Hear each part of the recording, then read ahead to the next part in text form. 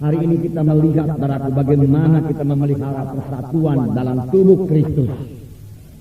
Minggu yang lalu kita mendengarkan firman Tuhan mengenai maksud atau tujuan yang kekal dari Allah Bapa. Satu tujuan yang tetap di hati Bapa. Apakah tujuan yang terdapat dalam hati Bapa dari mulanya? Apakah tujuan itu? Saudaraku, dengan singkat saya ulangi lagi pada hari ini bahwasanya tujuan kekal daripada Allah Bapa yaitu supaya Dia memiliki manusia-manusia yang seturut dan segambar dengan Dia sendiri. Itulah sebabnya saudaraku, Tuhan menciptakan Adam dan Hawa yang segambar dengan Tuhan. Dan Tuhan sangat memberkati Adam dan Hawa. Tuhan sangat mengasihi Adam dan Hawa. Dan Adam dan Hawa memperoleh hak atau kebebasan untuk memilih dari Tuhan. Tuhan memilih, Tuhan memberikan kebebasan untuk memilih pada Adam dan Hawa. Dan diminta Tuhan supaya Adam dan Hawa ini mematuhi Tuhan. Itu sebabnya Tuhan memberikan satu pohon di tengah taman Eden itu yang tidak boleh diambil buahnya atau dimakan buahnya. Tetapi sayang sekali setan, saudaraku, penipu. Setan berkata, Adam, Hawa, engkau tidak akan mati. Daripada ketika engkau makan buah batang kayu itu, engkau akan menjadi sama dengan Allah. Tidak pernah manusia ini sama dengan Allah, saudara.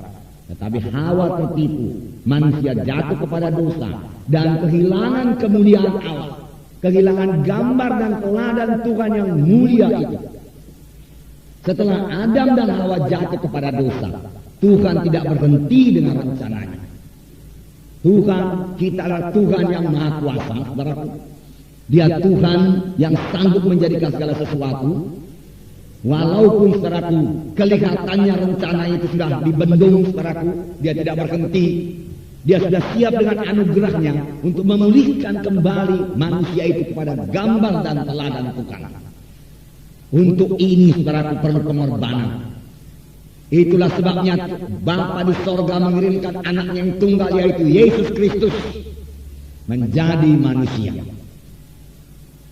Manusia semua sudah jatuh kepada dosa dan kurang kemuliaan Allah. Dan akibat daripada dosa itu jadilah keberatan kepada manusia ini. Jadilah kesusahan kepada manusia ini. Yang dari mulanya bukan kehendak Tuhan. Tuhan menghendaki Adam dan Hawa bahagia. Tuhan menghendaki Adam dan Hawa sehat.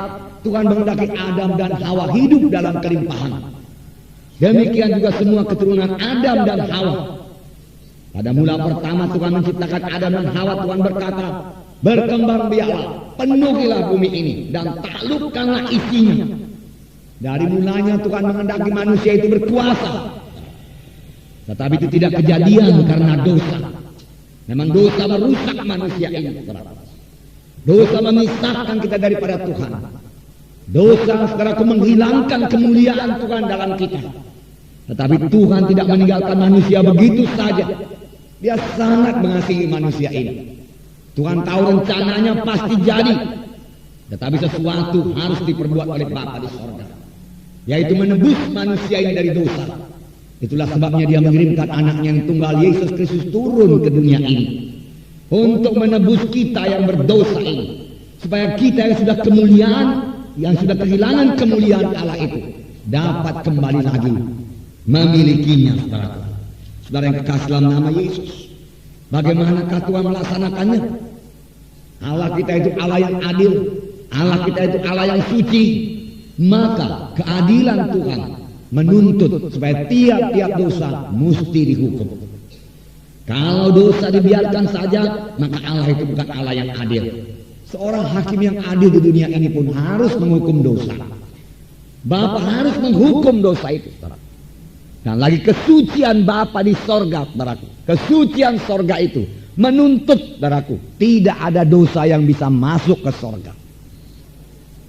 Kesucian sorga akan dikotori oleh satu dosa yang masuk ke sorga.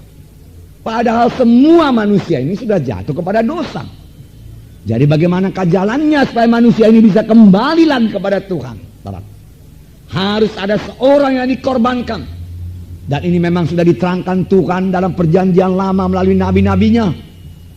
Pada waktu itu, dikala bangsa Israel berbuat dosa, maka mereka harus menyembelih seekor domba yang tidak bercacat celah. Darahnya dicurahkan di atas mezbah, itulah penebus dosa mereka. Tetapi sebenarnya darah kambing atau darah domba manapun tidak bisa menghapus dosa manusia ini. Itu hanyalah lambang daripada darah Yesus. Karena hanya darah Yesuslah satu-satunya yang bisa menyucikan kita dari segala dosa kita, saudaraku. Saudara, kemudian Yesus datang dan dia menjadi manusia. Tidak ada dosa pada Yesus. Tetapi semua dosa manusia ini ditimpakan kepada Yesus. Dan Yesus sudah dihukum bukan karena dosanya, karena dia tidak memiliki dosa. Tetapi dia dihukum karena dosa saya dan dosa saudara. Dan dosa segenap manusia ini. Itulah sebabnya anak Allah itu, saudaraku, bergumul di Getsemani. Bapa, kalau boleh biarlah cawan ini lalu daripadaku, tapi bukan kehendakku, kehendakmu jadi. Sebenarnya Yesus berkata, Bapa, kalau ada jalan yang lain supaya manusia ini bisa selamat dan sampai ke sorga, marilah kita tempuh jalan itu. Janganlah aku menanggung dosa yang begini keji dari seluruh manusia ini. Tetapi Bapa berkata, tidak ada jalan lain, anakku. Kalau engkau tidak memikul dosa manusia, semua manusia akan ke neraka. 3 kali Yesus berdoa. Pada kali yang ketiga Tuhan Yesus berkata, jikalau tidak ada jalan lain Bapa, melainkan aku harus menanggungnya juga, biarlah ku tanggung semua dosa manusia. Lalu dia minum cawan itu, saudaraku, cawan dosa manusia. Mulai saat itu Yesus ditangkap. Antara imam-imam datang dan menangkap Tuhan Yesus. Petrus mencoba membela Yesus dengan mengangkat pedangnya dan memarah hamba imam besar. Jatuh daun telinganya. Tetapi Yesus berkata, hai Petrus, sarungkan pedangmu. Apa engkau pikir aku tidak bisa memanggil sekarang ini juga 12 legion tentara malaikat untuk membebaskan kita? Tetapi kalau aku panggil tentara malaikat, bagaimanakah bisa manusia ini ditebus dari dosanya? Tidak ada yang menebus manusia ini dari dosanya. Sarungkan pedangmu, Petrus. Jangankan 12 legion, 1 legion tentara malaikat sudah sanggup mengalahkan seluruh tentara Roma dan tentara imam-imam. Jangankan 1 legion, 1 malaikat saja sudah cukup, saudaraku. Tetapi Tuhan tidak berbuat demikian. Karena memang tujuannya datang ke bumi ini untuk menebus manusia dari dosa. Untuk mengangkat manusia dari kematian rohani dan memberikan satu kehidupan rohani kepada manusia itu, supaya manusia itu kembali segambar dengan Tuhan. Karena itulah tujuan kekal dari Allah Bapa dari mulanya, supaya manusia itu kembali mulia, kembali kepada rupa dan teladan Tuhan yang kelak dibentuk Tuhan terus, didewasakan Tuhan terus, sehingga menjadi pengantin Kristus, saudaraku. Menjadi pengantin Kristus, saudaraku. Saudara kekasih dalam nama Yesus. Kemudian Yesus, saudaraku, diadili. Kemudian Yesus, saudaraku, mengangkat salib dari Yerusalem ke Golgota, di mana tangannya dipaku, kaki dipaku, kepala diberi mahkota duri, darah merembes, saudaraku, menetes dari seluruh tubuh Tuhan Yesus. Darah yang suci, darah yang tidak berdosa. Apakah gunanya darah ini dicurahkan? Firman Tuhan berkata, kamu ditebus bukan dengan emas dan perak. Emas dan perak tidak bisa menebus kita berapapun banyaknya.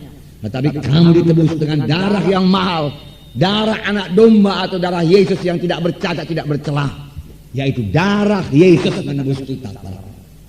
Dan firman Tuhan berkata dalam 2 Korintus 5:21, Yesus telah dijadikan dosa supaya kamu jadi kebenaran di hadapan Tuhan. Inilah berita Injil, saudaraku. Sebab pada waktu Yesus di kayu salib, saudaraku, terjadi perpisahan dengan Allah Bapa. Yesus berteriak, Eloi, Eloi, lama sabachthani. Bapa, mengapa engkau tinggalkan aku? Bapa meninggalkan Yesus karena pada waktu itu, saudaraku, itulah perpisahan yang pertama dan yang terakhir, saudaraku. Mengapa? Karena Yesus sudah dipenuhkan dengan dosa manusia. Tetapi itu tidak lama, saudaraku. Kemudian Yesus berkata, sudah genap. Dan Yesus mengembuskan napasnya di kayu salib di Golgota. Yesus mati. Sudah genap ditanggung oleh Tuhan Yesus semua dosa, apapun besarnya, betapapun merahnya, betapapun kejinya, semua sudah ditanggung oleh Tuhan Yesus. Dan firman Tuhan berkata dalam 2 Korintus 5:21, Yesus telah dijadikan dosa supaya kita jadi kebenaran di hadapan Tuhan. Benar, saudara. Kita dibenarkan bukan karena kebaikan kita. Kita dibenarkan bukan karena kejujuran kita, saudaraku. Bukan. Kita dibenarkan bukan karena apa yang kita capai di dunia ini, saudaraku. Bukan karena sumbangan kita yang banyak kepada gereja. Bukan, saudaraku. Bukan karena kita menolong orang miskin atau orang yatim piatu. Bukan, saudaraku. Semua perbuatan itu baik dan diberkati Tuhan, saudaraku. Tetapi semua perbuatan baik kita itu tidak sanggup, saudaraku, membawa kita kembali kepada rupa dan gambar Tuhan. Apalagi membawa kita kembali kepada hidup yang kekal, saudaraku. Hanya ada satu juru selamat, hanya ada satu jalan ke surga, yaitu Tuhan Yesus Kristus. Tidak ada jalan lain, saudaraku.